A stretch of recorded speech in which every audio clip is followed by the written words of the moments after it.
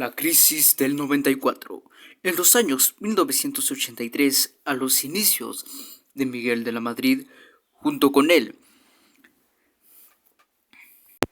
se enfrenta con la estructura económica del país, con la implementación de políticas que reducían la complejidad del mercado exterior, a la vez de manera interna buscaba el control de la inflación de los precios del programa en esos tiempos. Durante ese sexenio, el proceso de apertura fue lento, pero para 1988, con el gobierno ya de Carlos Salinas de Gortari, se implementaron las reformas de manera profunda, al mismo tiempo que en el resto del mundo ocurrían cambios muy importantes en el sistema político y económico global. Para inicios de los años 90, continuando en el gobierno de Carlos Salinas, realizó reformas estructurales para permitir la llegada de empresas extranjeras, así como facilidades para los bancos, y de a cuenta nueva eran privatizadas y finalmente, como la joya de la corona, se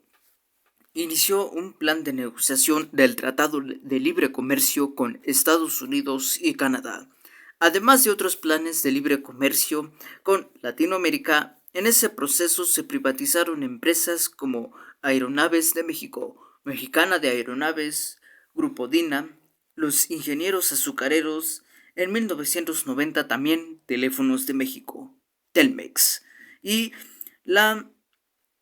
minera cananea, e incluso se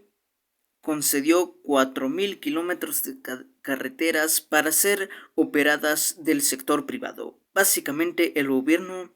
le cedía varias actividades multimillonarias a los monopolios a precio de ganga a varias familias y grupos empresariales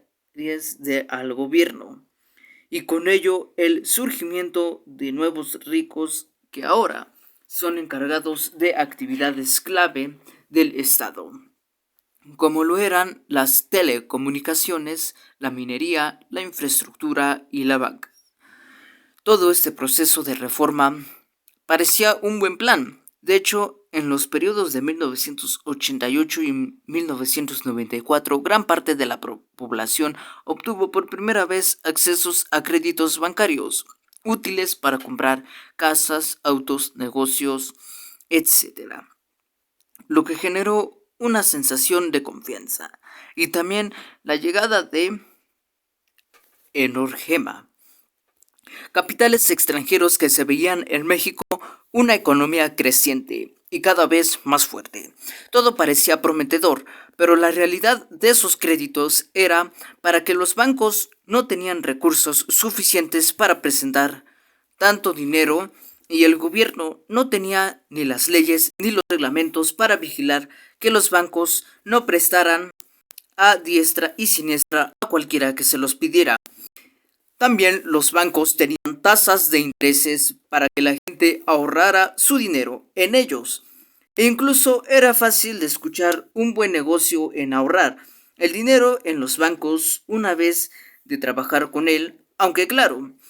los intereses que se prometían a los ahorradores también estaban basados en dinero que no tenía ningún sustento real. Lo que el gobierno sí tenía era un fondo bancario para la protección del ahorro, mejor conocido como el FOBAPROA, un instrumento que garantizaba que el Estado pagaría cualquiera que se le debiera en caso de que un banco cayera en bancarrota por insolvencia. Por otro lado, el gobierno tenía que mantener la inflación artificial por el programa de solidaridad, y que daba un precio de garantía de compra y venta para artículos de necesidad. Pero esa acción, en vez de dar más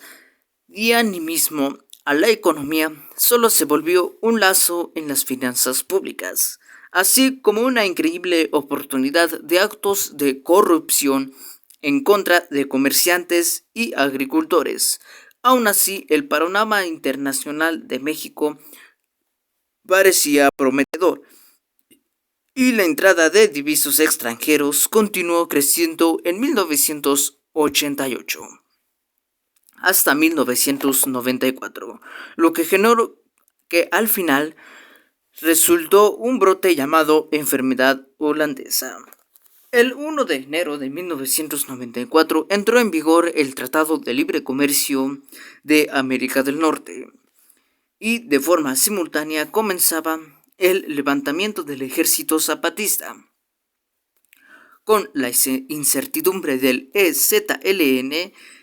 el asesinato del candidato del PRI y finalmente el anuncio de la devaluación en diciembre,